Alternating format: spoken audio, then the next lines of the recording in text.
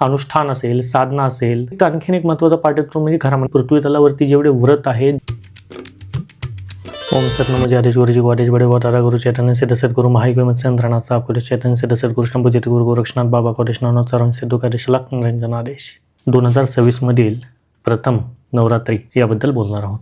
तुम्हाला सर्वांना माहिती आहे, शास्त्रानुसार 4 नवरात्र्या मांडल्या गेलेल्या आहेत. त्यातल्या शारदीय नवरात्र हा संपूर्ण आपल्या भारतखंडामध्ये साजरा केला जातो. परंतु त्याचबरोबर 2 आणखीन अशाही नवरात्री येतात ज्याला गुप्त नवरात्री सुद्धा म्हटलं जातं. प्रत्येक देवी देवतेचे काही पक्ष, काही दिवस, काही महिने हे विशेष असतात. ते पर्टिक्युलर त्या त्या देवी देवतांच्या साधनेसाठी. ज्या अनुषंगाने तुम्हाला माहिती आहे की विष्णू देवतेचा चातुर्मास हा श्रेष्ठ मास समजला जातो. महादेवासाठी श्रावण, त्याच अनुषंगाने भगवतीच्या भक्तीसाठी, भगवतीप्रती केल्या जाणाऱ्या कोणत्याही समर्पणासाठी किंवा भगवतीप्रती केली जाणारी कोणतीही साधना अनुष्ठान याकरिता त्याचा कृपा मिळवण्यासाठी नवरात्री हा उत्सव विशेषतः सर्वश्रुत आहे. या 2026 मधील जी गुप्त नवरात्री येत आहे ती कधी येत आहे ते आपण सर्वप्रथम समजून घेऊयात. दिनांक 19 जानेवारी 2026 ते 27 जानेवारी 2026 या दरम्यान जो कालखंड चालेल हा गुप्त नवरात्रीचा चालेल. आजच्या विषय भागामध्ये आपण देवी भगवतीचा आशीर्वाद मिळवण्यासाठी कोणकोणत्या रीतीने आपण प्रयत्न करू शकतो, नवरात्रीमध्ये कशा रीतीने काही नियम आहेत ते फॉलो करणं महत्त्वाचे असते, ज्या अनुषंगाने आपल्या घरामध्ये सुख, शांती, लक्ष्मीचे आगमन होते आणि माता दुर्गेचा, भगवतीचा कृपा आशीर्वाद हा कशा रीतीने आपल्याला सहजगत्या प्राप्त करता येऊ शकतो त्याबद्दल मी माहिती सांगणार आहे. सर्वात जास्त विचारला जाणारा प्रश्न की नवरात्रीमध्ये 9 दिवस उपवास, याचं उत्तर आपल्याला शास्त्रामध्ये सुद्धा पाहायला मिळते की खऱ्या अर्थानं 9 दिवसाचा उपवास हा खऱ्या अर्थात आपण सर्वांनी केला पाहिजे. भगवतीच्या नवरात्रीच्या 9 दिवसांमध्ये, नवरात्रीमध्ये जी ऊर्जा असते ती एका परम सीमेवरती असते. त्यामुळे भगवतीप्रती तुम्ही तुमचं पूर्णतः समर्पित एक पद्धतीची भावना मनामध्ये ठेवून जर उपवास करत असाल तर निश्चितपणे यापासून मिळणारे जे पुण्य आहे हे नवरात्र उत्सवाचे किंवा नवरात्री व्रताचे हे अक्षय पुण्यप्रद मानले गेलेले आहे. त्यामुळे प्रयत्न तर हाच केला पाहिजे की आपण नवरात्रीमध्ये 9 दिवस हा उपवास करण्याचा.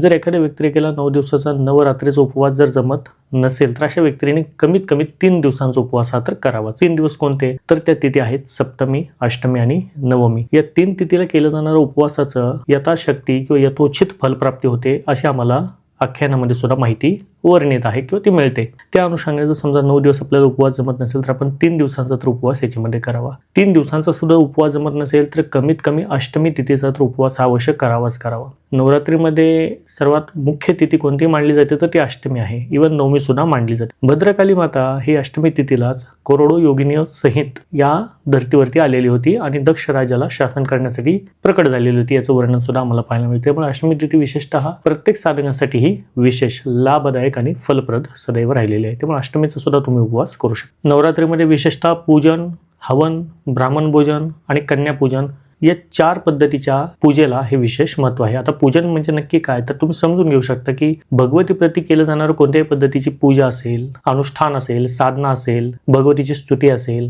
किंवा दुर्गा सप्तशतीचा पाठ असेल किंवा भगवतीप्रती तुम्ही जे काही वाचण्याचा प्रयत्न कराल, ज्या अनुषंगाने माता भगवती प्रसन्न होते त्याला आपण पूजन म्हणतो. दुसरा पाठ येतो हवन. हवनच्या कालखंडामध्ये किंवा नवरात्रीच्या कालखंडामध्ये हवनला सुद्धा विशेष असे महत्त्व हे निश्चितपणे आहे. या व्यतिरिक्त आणखीन एक महत्त्वाचा पाठ येतो म्हणजे घरामध्ये ब्राह्मण भोजन. आता ब्राह्मण दाम्पत्य हे तुम्ही तुमच्या घरामध्ये या नवरात्रीच्या 9 दिवसामध्ये कोणत्याही तिथीला बोलवू शकता. त्यांचा यथोचित सन्मान करून ब्राह्मण देवतेला तुम्हाला जेवण आणि यथाशक्ती जमेल अशी त्यांना दक्षिणा देण्यात सुद्धा आपल्याला शास्त्रामध्ये वर्णन आहे. त्यामुळे तुम्ही तुमच्या घरामध्ये ब्राह्मण देवता सुद्धा घरी जेवणासाठी बोलवू शकता.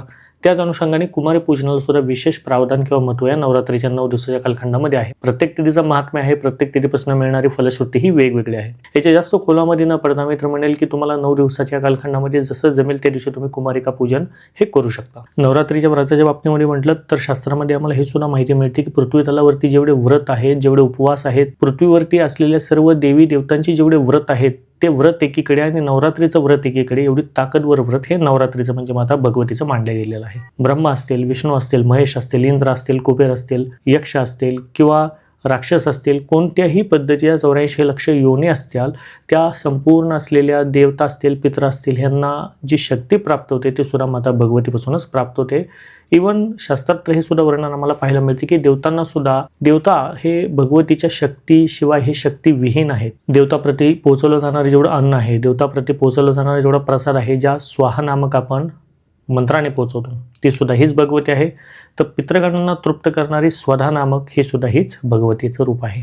नियमाच्या बाबतीमध्ये म्हटला तर पहा, बेसिकली जेवढे महत्त्वाचे नियम आहेत ते तर आपल्या घरामध्ये फॉलो करणं महत्त्वाचं आहे. सर्वात प्रथम नियम येतो की घरामध्ये शुचिर्भूतता असणे, घरामध्ये साफसफाई, स्वच्छता असणे खूप महत्त्वाचे असते. 9 दिवसाच्या कालखंडामध्ये घरामध्ये पवित्रता ठेवणे, वादविवाद न करणे, घरामध्ये जितकं शक्य असेल तेवढं गायन, भजन, कीर्तन, संकीर्तन, नामजप करण्याचा प्रयत्न करणे, घर पूर्णपणे सवळ्यामध्ये शुचिर्भूत अवस्थेमध्ये ठेवणे, सर्व पद्धतीचे मांस, मटण, व्याभिचार हे पूर्णतः बंद करणे. मुळामध्ये हे तर बंदच असावेत, परंतु या नवरात्रीच्या कालखंडामध्ये विशेषतः हे सर्व प्रकार बंद करण्याचा आपण प्रयत्न हा केला पाहिजे. तीर्थक्षेत्रीचं गमन असेल, म्हणजे जिथे तीर्थक्षेत्र आहेत, माता भगवतीचे जे सिद्धपीठ असतील किंवा शक्तिपीठ असतील, तिथे दर्शन घेण्याचा प्रयत्न करणे. जर तिथे जमत नसेल तर आपल्या आजूबाजूला असलेले जेवढे काही मंदिर आहेत, माता भगवतीचे स्थानक आहेत, अशा ठिकाणी जाऊन तुम्ही भगवतीचं दर्शन घेणं हा सुद्धा प्रयत्न आपण केला पाहिजे. त्याचबरोबर माता भगवती प्रति केलं जाणार कोणतंही व्रत असेल, उपवास असेल, विशेषतः स्तोत्र वाचन असेल, विशेषतः कोणत्याही पद्धतीचे अनुष्ठान तुम्ही करणार असाल, जसे की चंडिका अनुष्ठान, म्हणजेच